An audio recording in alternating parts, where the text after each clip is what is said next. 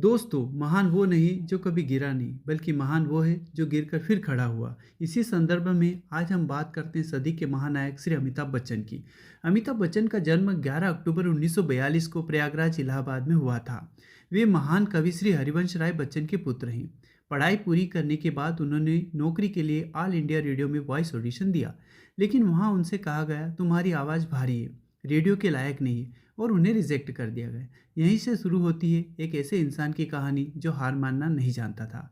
इसके बाद अमिताभ बच्चन ने एक्टर बनने का सपना देखा और मुंबई आ गए। उस समय फिल्म इंडस्ट्री में राजेश खन्ना का जबरदस्त स्टारडम था। अमिताभ कई जगह ऑडिशन देते रहे, लेकिन कोई डायरेक्टर उन्हें लेने को तैयार नहीं था। हीरोइन भी उनके साथ काम करने को तैयार नहीं थी। काफ़ी संघर्ष के बाद उन्हें फिर किसी तरह 1969 में उन्हें एक फिल्म मिली जिसका नाम था सात हिंदुस्तानी। अमिताभ ने अभिनय तो अच्छा किया, लेकिन फिल्म फ्लॉप हो गई। इसके बाद उन्होंने परवाना, बम्बई टाकीज, रेशमा और शेरा जैसी कई फिल्में की, लेकिन लगातार असफलता मिलती रही। उसके बाद फिल्म आनंद आई। आनंद में राजेश खन्ना के साथ डॉक्टर की भूमिका निभाई। इस फिल्म के लिए सर्वश्रेष्ठ सहायक अभिनेता के लिए फिल्म अवार्ड मिला, लेकिन इसके बाद भी कई फिल्में फ्लॉप रही।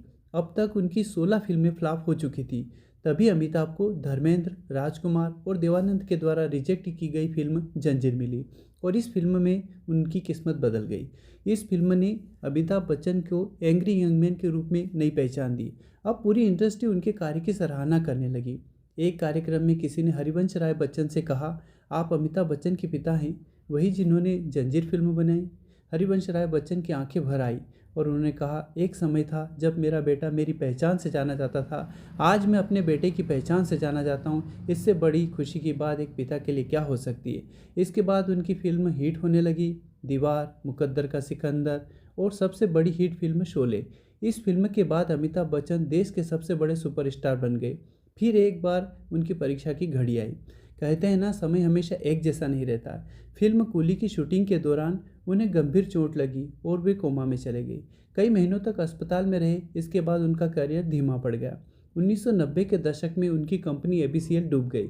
उन पर लगभग 90 करोड़ का कर्ज लग गया। घर पर सरकारी छापे पड़ गए और वे पूरी तरह बैंकरप्ट यानी दिवाली हो गए। 1994 से 2000 तक वे काम की तलाश में भटकते रहे। यह उनके जीवन का सबसे बुरा समय था। इस कठिन समय में धीरूभाई अंबानी ने अपने बेटे अनिल अंबानी को उनके घर पैसे लेकर भेजा, लेकिन अमिताभ बच्चन ने कहा, मैं आपकी मदद के लिए धन्यवाद देता हूं, लेकिन मैं ये पैसे नहीं ले सकता। मुझे काम चाहिए और काम करके ही मैं अपना कर्ज चुकाऊंगा। सन 2000 में फिल्म मोहब्बतें में यश चोपड़ा की सिफारिश पर आदित्य चोपड़ा ने उन्हें कास्ट किया, जो उस टाइम की सबसे बड़ी सुपरहिट फिल्म साबित हुई। कौन बनेगा करोड़पति केबीसी एक टीवी शो ने उन्हें होस्टिंग के लिए कास्ट किया, और यहीं से शुरू हुई उनकी दूसरी बार शिखर पर चढ़ने का सफ़र। फिर से एक के बाद एक हिट फिल्में होती गई और कुछ ही सालों में उन्होंने पूरा कर्ज चुका दिया।